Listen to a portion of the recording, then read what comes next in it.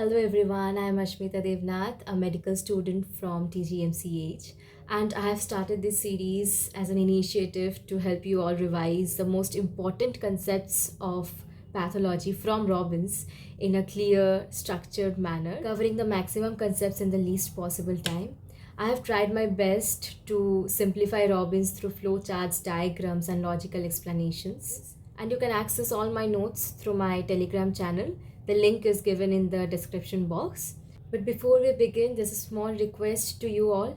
Please do sit with a pen and a paper. Do not just passively see the video.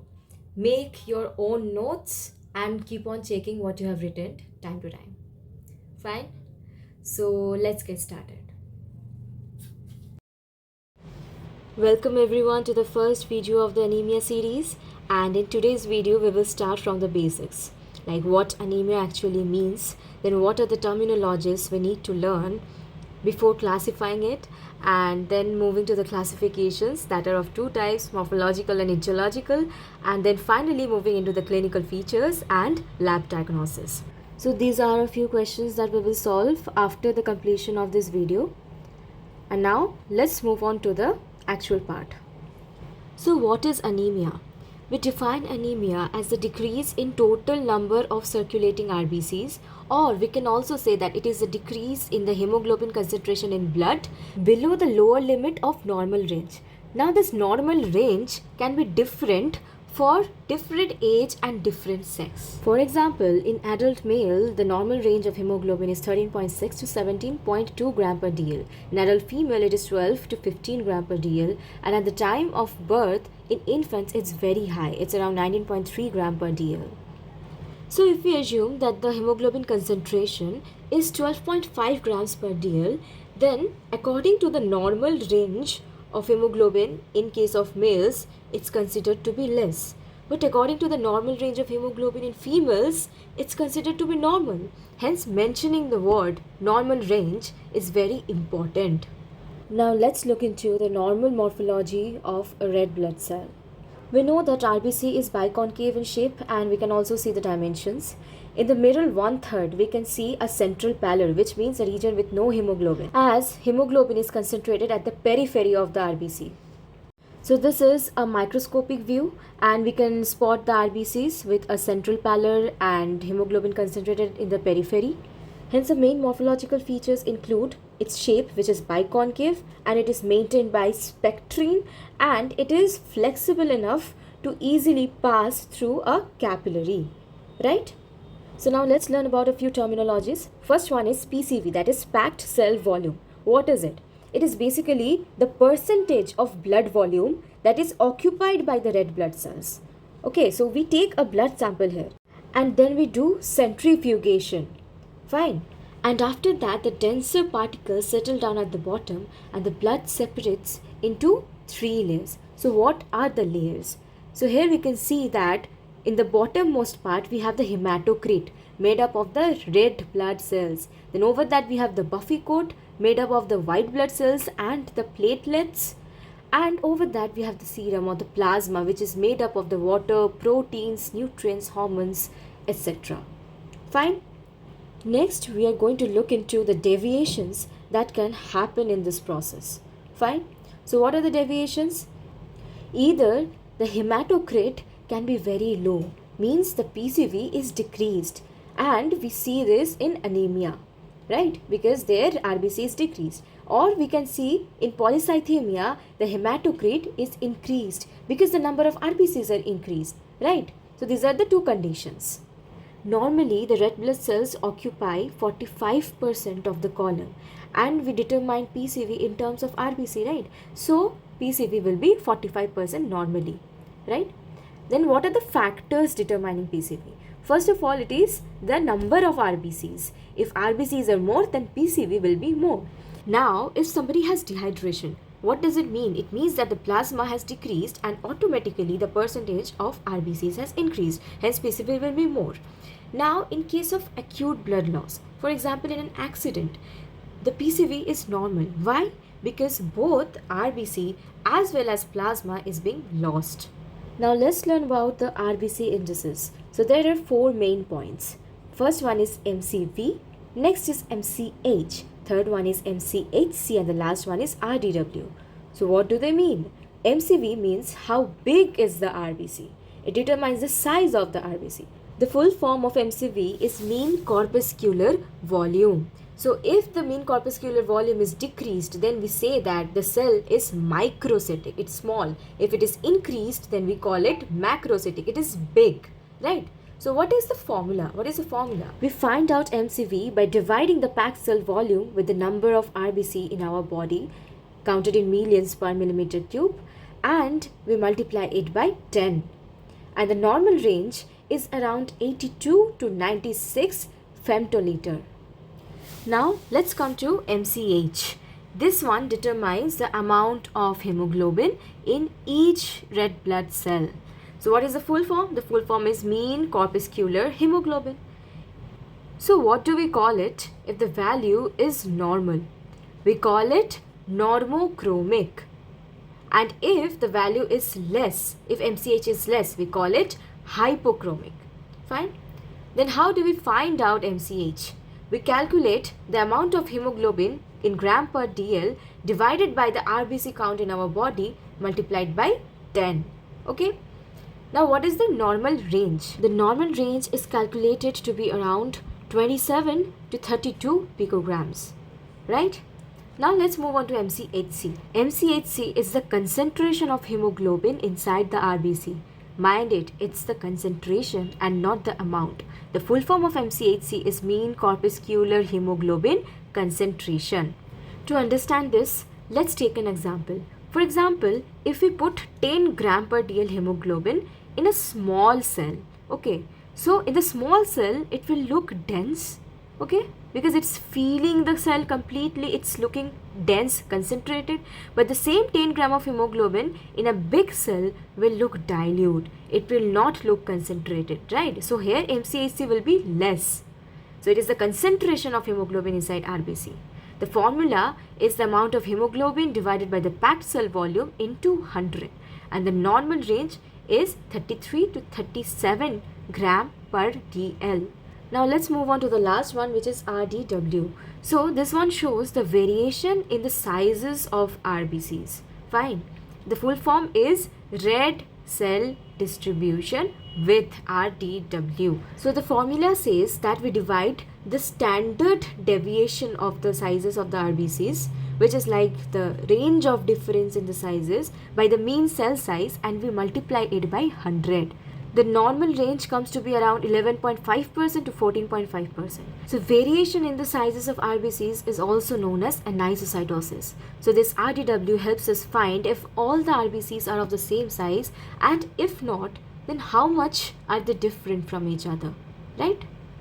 If most of the RBCs are of the same size, then RDW will be normal. But if there is a variation, or if there is a mix of small or large cells, then RDW will rise. Okay, so this was all about RBC indices. Now let's learn about ESR, that is erythrocyte sedimentation rate. So how do we define ESR? We define ESR as the rate at which RBCs settle down in कितना time? 1 hour. And ये किसके ऊपर depend करता है? It depends on how easily RBCs stick to each other, right? अब normally क्या होता है that the RBCs have a negative charge. We call this the zeta potential, which makes them repel from one another, right? And hence they settle down slowly, because वो लोग repel कर रहे हैं ना, how would they settle down? How would they come near each other? But in inflammation में क्या होता है, प्लाज्मा प्रोटीन्स बढ़ जाता है बॉडी में, like fibrinogen, ग्लोब्यूलिन्स etcetera, and RBCs ये रिपल्शन लूज कर देता है. व्हाई? बिकॉज ये जो प्लाज्मा प्रोटीन्स है ये न्यूट्रलाइज कर देता है वो नेगेटिव चार्जेस को. फाइन. तो इसमें क्या होगा, RBCs will stick together, they will form stacks और रूले, इसको हम बोलते हैं रूले formation. This will form aggregates. अब ये भारी हो जाएगा and they will settle down faster, and faster settle करने से रेट बढ़ जाता है, हेंस ईएसआर बढ़ जाता है. अब which are the conditions where ESR increase? The conditions are infections like tuberculosis etc. Then we have inflammations, ठीक है. Then we have autoimmune diseases. Then we have cancers, pregnancy. Next we have anemias, we have shock, and chronic liver diseases. What are the conditions when ESR decreases? The conditions are polycythemia, then spherocytosis, then we have sickle cell anemias, we have congestive heart failures, and also in a newborn baby, ESR is decreased. In polycythemia, there are too many RBCs, so the rouleau formation and settling takes time. Also, there is overcrowding of RBCs. Fine. In sickle cell anemias, it cannot form rouleau because of the abnormal shape. It's also the same for spherocytosis. In case of newborns, we know that they have less fibrinogen and less globulin in their body, and because of the less number of proteins, their zeta potential is very strong and RBCs ripple, and hence they do not stick and the settling is slow, hence ESR is less. Now there are two methods of calculating ESR. The first one, which is the Western Greens method, it is done in a 30 centimeter long pipette which is opened at both ends. It has calibrations also. Okay, it is calibrated from 0 to 200 millimeter and from top to the bottom. Now the Winthrop's method is done in a glass tube and it is closed at one end. It is 110 millimeter and the last one was 300 millimeter. The Winthrop's method is graduated on both sides, 0 to 10 centimeter on one side and 10 to 0 centimeter on the other side. Now let's look at the pictures. The first one is a Western Greens pipette. It is opened at both sides and is kept in this rack. It is used to measure ESR. And the second one is a Winthrop's tube. See, it has calibrations on both sides, right? And it measures ESR plus PCV. So the first one, which has the markings 0 at the top and 100 at the bottom, 100 millimeter or 10 centimeter, it's for ESR.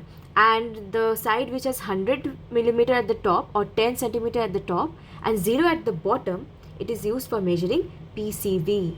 So what are the factors affecting the ESR? The first one is obviously rouleau formation. The second one is the concentration of fibrinogen and globulins. Because if proteins increase, they will neutralize the negative charge and hence settling will be faster and ESR will increase, right? Then the third point is the length of the tube. ESR is higher and more sensitive in longer tubes. That's why we prefer the Western Greens method. Now what are the phases of ESR? Okay, there are three phases. The first one is the rouleau formation. Next, they settle down, the settling phase, and the third is the packing phase, right? The rouleau formation is for 10 minutes, the settling is for 40 minutes, and packing is for 10 minutes. So total 1 hour, which was in the definition. Now let's move on to the classification of anemia, the most important topic. So classification can be of two types, morphological, or it can be based on etiology or the causes. So let's just revise. Based on the appearance, how can we classify RBC? You remember, according to the sizes, the RBC could be classified into microcytic, normocytic, or macrocytic, right? And according to the color, it could be hypochromic or normochromic. Now, if we combine them, we are getting three types of anemias based on morphology. The first one is microcytic hypochromic anemia. The next one is normocytic normochromic anemia. And the third one is macrocytic normochromic anemia. Okay. So under microcytic hypochromic, we have four anemias. Sideroblastic anemia, then we have iron deficiency anemia, then we have thalassemia, and we have anemia of chronic disease. The mnemonic is Sita. Then in normocytic normochromic anemias, we have sickle cell anemias. Then we have hereditary spherocytosis. We have autoimmune hemolytic anemias. Then we have paroxysmal nocturnal hemoglobinuria. And at last, we have enzyme deficiency anemias, which include G6PD deficiency or pyruvate kinase deficiency. Guys, we are going to read about each and every anemia under this series afterwards in detail. So don't worry if right now the names seem a bit confusing to you. Fine.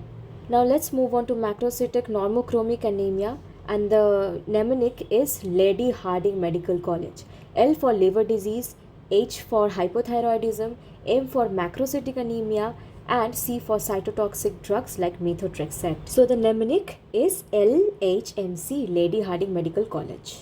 So now let's move on to the etiological causes of anemia. So if you are losing too much blood from your body, you can have anaemia. अगर तुम्हारे body में RBC produce ही नहीं हो रहा है, then also you can get anaemia. And अगर तुम्हारे body में आरबीसी प्रोड्यूस तो हो रहा है बट उसके साथ साथ बहुत ही ज़्यादा डिस्ट्रक्शन हो रहा है, तब भी you can have anemia. So first one is excess blood loss, then decrease in red cell production, and the last one is increase in RBC destruction. Under excess blood loss, we can have acute blood loss or we can have chronic blood loss. Under acute blood loss, it can be accidents, traumas or major surgeries. And in chronic blood loss, it can be any kind of GIT lesions or it can be gynecological problems, etc. Fine. Now moving on to the factors that decrease the red cell production. तो उसमें पहला है कि genetic factors, genetically determine हो सकता है. Next है nutritional deficiencies के वजह से हो सकता है, डाइट में प्रॉब्लम. थर्ड है हीम डिफेक्ट या ग्लोबिन डिफेक्ट. फोर्थ है कि उसका जो एंसेस्टर्स था उसी में प्रॉब्लम है, स्टेम सेल प्रोलिफरेशन में डिफेक्ट है. फिफ्थ है कि ये इम्यून मीडिएटेड हो सकता है. तो जेनेटिक में क्या है, Fanconi anaemia and thalassaemia. Nutritional deficiency में there can be B12 deficiency, folate deficiency, iron deficiency, etc. Heme defect में we have iron deficiency anemia, then we have sideroblastic anemia, and we also have anemia of chronic disease. And under globin defect we have sickle cell anemia and thalassemia. Under stem cell proliferation defect we have aplastic anemia, and under immune mediated injury to progenitors we have aplastic anemia again, and we also have one more anemia which is called pure red cell aplasia. Also infections can happen. Which infections? Parvovirus B19 infection. Now we are moving on to the factors which causes increased RBC destruction, जिसको हम hemolysis बोलते हैं. Hemolytic anemia can either be hereditary or it can be acquired. Under hereditary we have hereditary spherocytosis, then we can have G6PD deficiency, then we have thalassemia, then we have sickle cell disease. Under acquired we have PNH, that is paroxysmal nocturnal hemoglobinuria, AIHA, that is autoimmune hemolytic anemia. And hemolysis can also be caused by toxins or other chemical injuries. Examples of toxins are snake venom. Okay. So under excess blood loss we had acute blood loss and chronic blood loss. Under decreased red cell production we had genetic factors, nutritional deficiency, heme defect, globin defect, stem cell proliferation defect, immune mediated injury and infections. Then under hemolysis we had hereditary and acquired hemolysis and also toxins. Now let's come to the clinical features. So the clinical features are mainly due to tissue hypoxia and compensatory mechanisms. So we know that hemoglobin is less in anemia, so oxygen delivery to tissues will be hampered and hence there will be hypoxia, and the symptoms that will be seen will be due to this hypoxia. So what will be the symptoms? There can be difficulty in breathing, which is known as dyspnea. There can be pallor of the skin. There can be weakness. Also, the brain is not receiving enough oxygen, which can lead to confusion, dizziness, etc.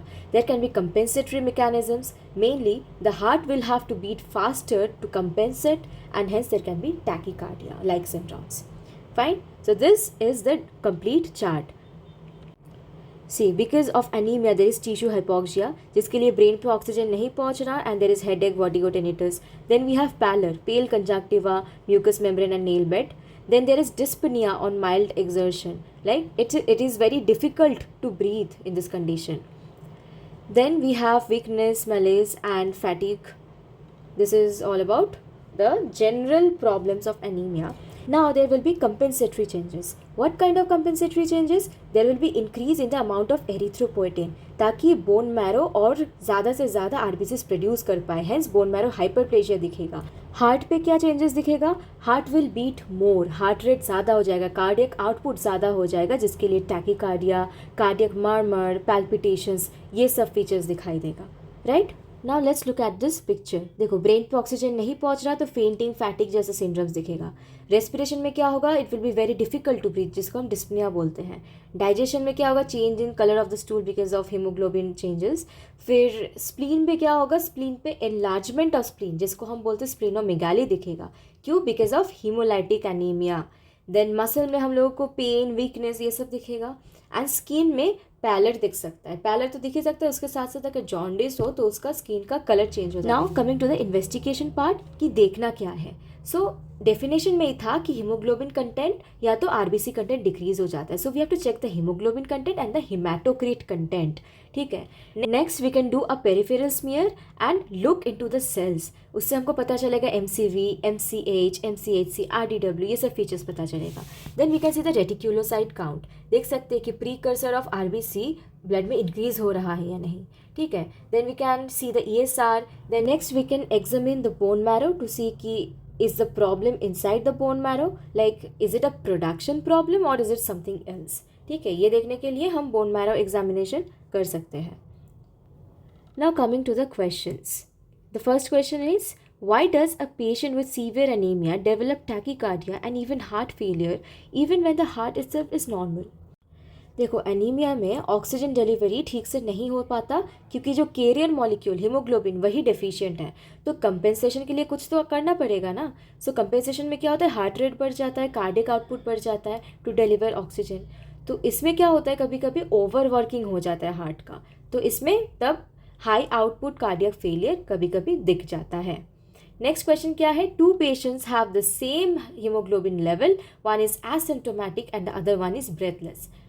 तो इसका कारण क्या है. The answer is anaemia also depends upon the rate of development and according to that it can be of 2 types, chronic and acute onset. ठीक है. तो chronic में क्या होता है, डेवलपमेंट बहुत धीरे धीरे होता है, hence the body gets time to adapt to the condition.